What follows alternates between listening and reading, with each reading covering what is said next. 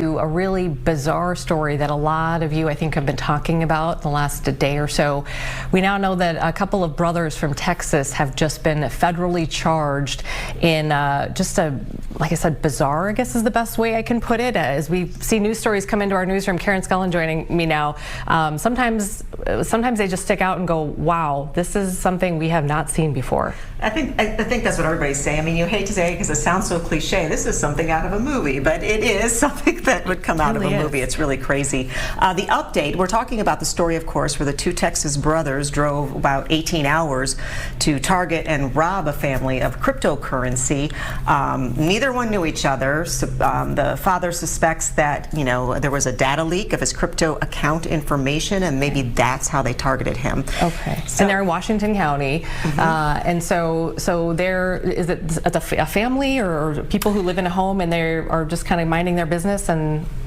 So it was a father, son, and I imagine a wife, the mother of the child, but it's an adult child, by the way. Okay. Live in a home in Grant, the city of Grant, which is basically connected to Matamidi.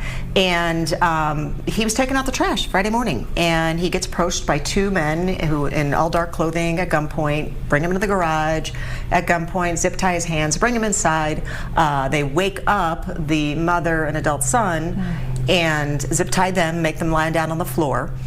This goes on for 9 hours. During the 9 hours that they were being held down on the floor, the father of the home had to get into his crypto accounts, transfer money, a lot of it, and then it drove him 3 hours to get more because they wanted more money, and the father stored some in a crypto wallet at a cabin 3 hours away. So the difference between yesterday's story, which is crazy, and today's story is now they're charged federally, and there's a big discrepancy. Yesterday, the state was reporting $72,000, and a lot of us were saying, would you really go 18 hours with this risky, complex robbery for $72,000? Well, the feds announced today it's $8 million. $8 million in this crypto heist.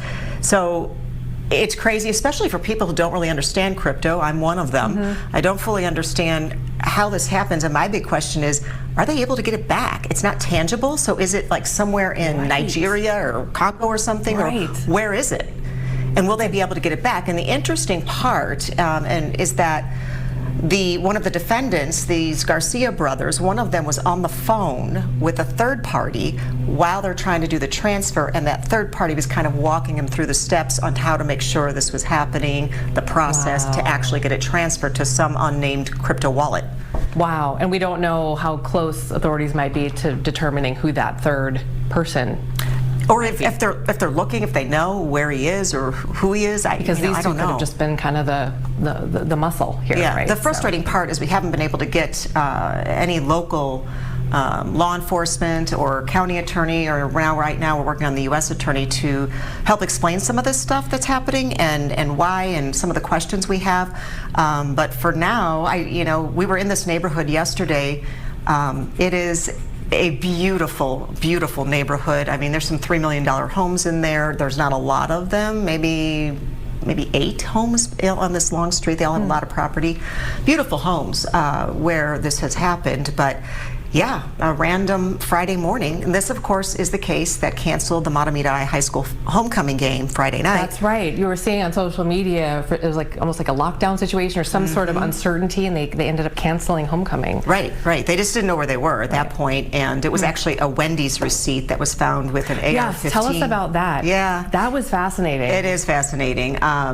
They messed up. The bad guys messed up here, and they dumped or dropped or whatever a suitcase, and in the suitcase was some clothing, some bottles and cans, I think, and this AR-15 with ammunition. I think it was disassembled, and then this Wendy's receipt, and it was this simple Wendy's receipt that allowed law enforcement to track their path. And so they got surveillance video, not only from the homes in the area so they could see which way these guys ran, but they went to the Wendy's and they got surveillance video pinpointing the time that this order was placed in the drive-thru, saw the car, and then a Vietnamese restaurant had a camera up and was able to get the license plate. Oh, wow. So that traced them down to Texas, where they're from, to their home, where the brothers were staying. They found the rental car, they found these guys.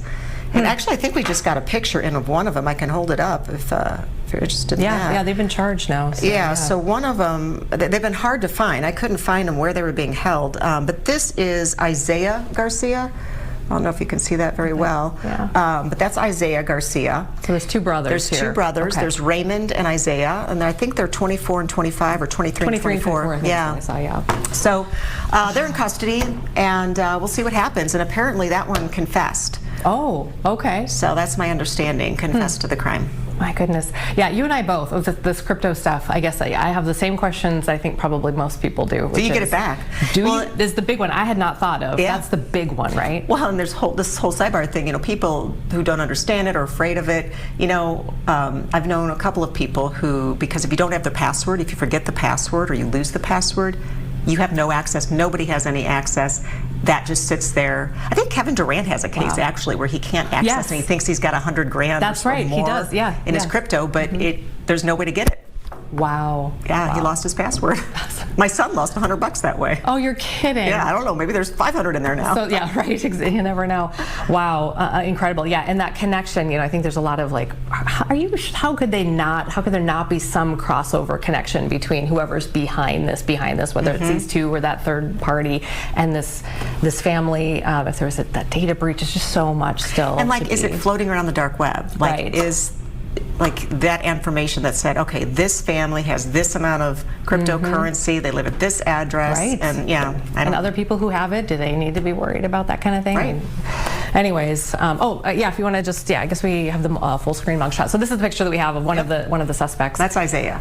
That's been charged now. So Isaiah, and then a brother as well. And you said Isaiah, you believe, is the one who's.